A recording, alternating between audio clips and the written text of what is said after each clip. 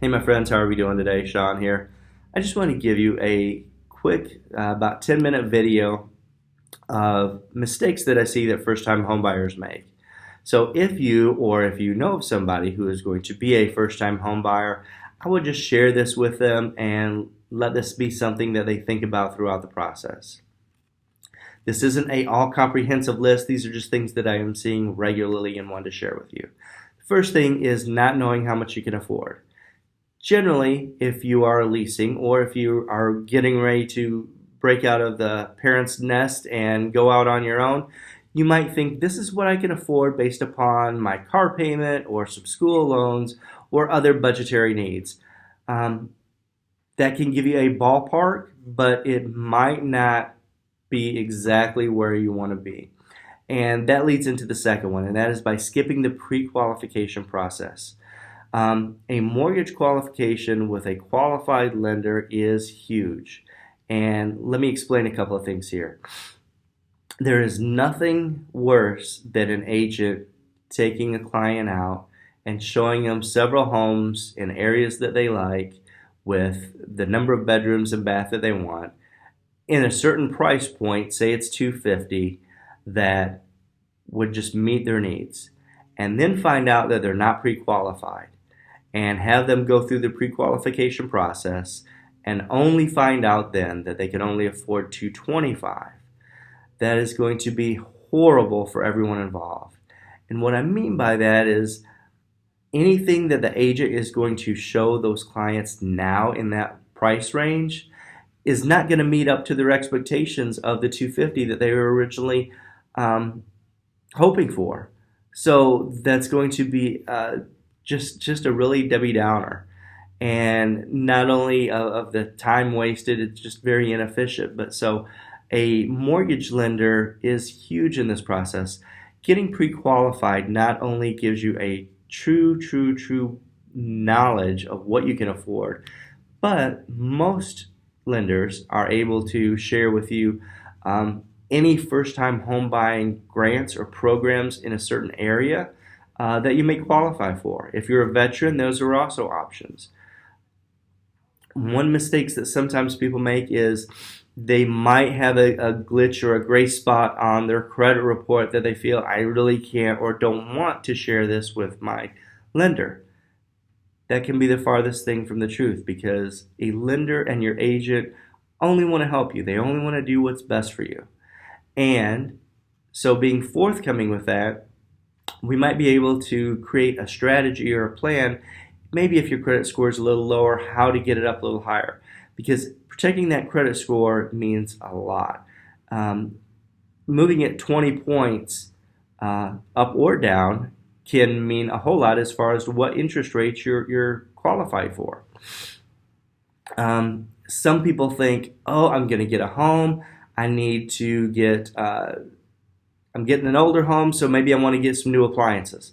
So let me open up a credit card at a department store.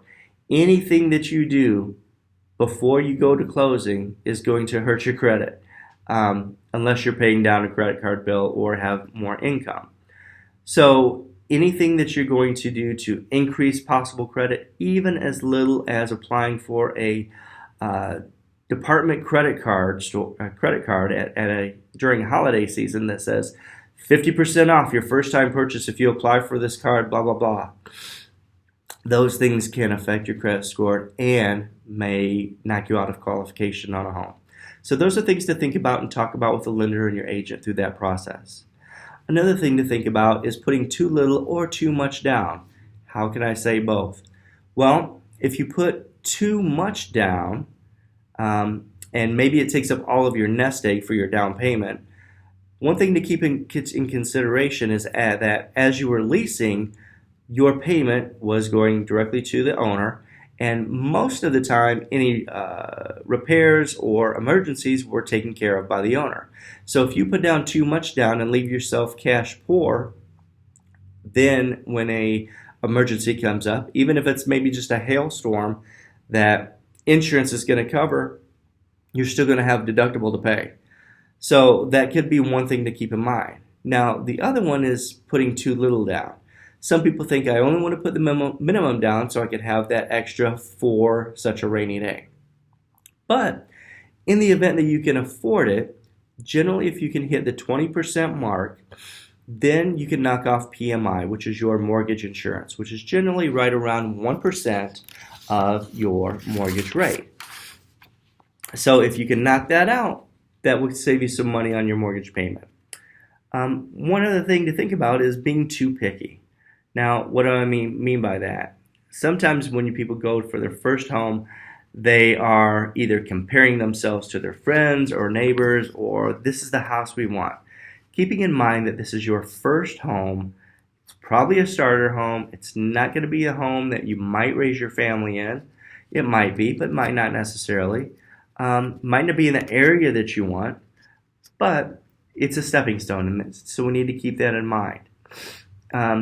If living with outdated materials or on a busier street, or maybe not in the perfect part of town that you want, maybe that needs to be a concession or something to think about. Another thing is lack of vision.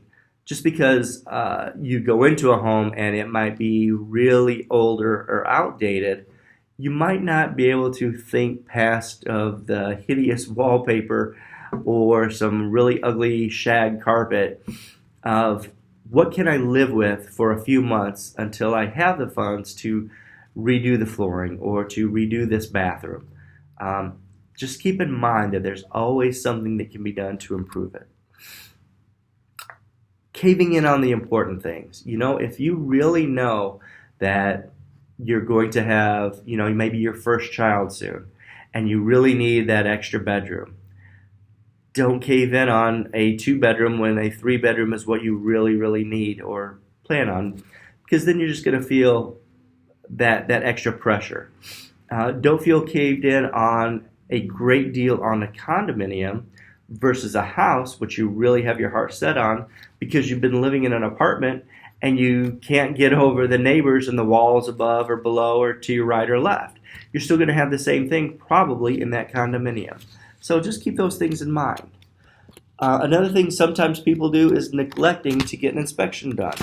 An inspection report is huge in that process of the negotiation. So once you put down your earnest money and it goes into escrow, you might think, the house is mine, we just have to get funding and get everything settled and we're good. That inspector's report is huge because what that does is, even though it can be a couple $100s, it's a huge investment to what you can expect, what you'll know about the HVAC, your electrical, your plumbing, your roofing, your foundation, the huge basics of what's going on in that home.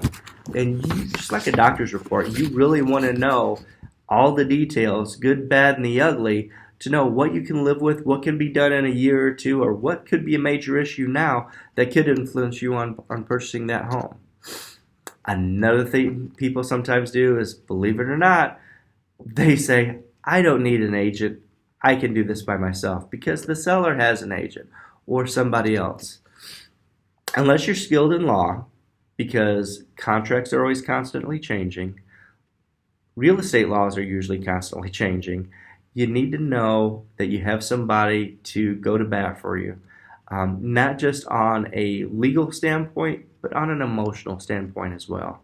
Sometimes when you are going house hunting and you fall in love with a home, the emotional process takes over and any logical negotiating skills fall right out of the way.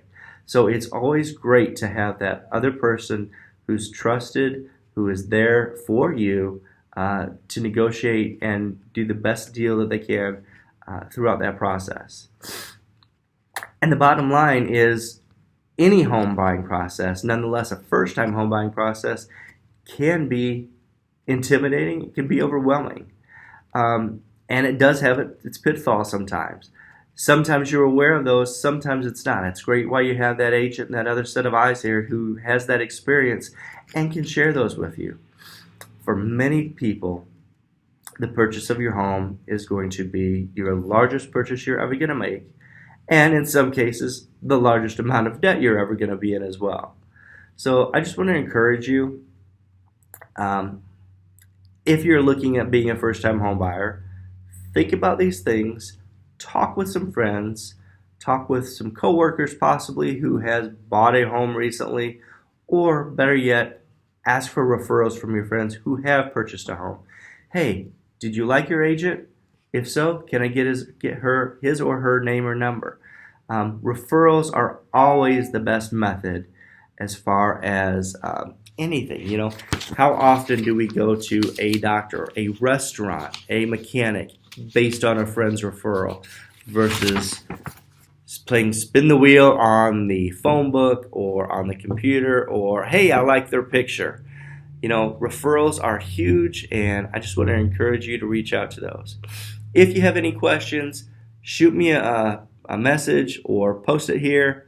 Let me know what other comments, other first-time homebuyer mistakes you think of, and I'd love to chat with you. If there's anything I can do to help you, reach out to me, 512-638-9246. I'm Sean. I'm in the greater Austin area. Hope to talk to you soon. Bye.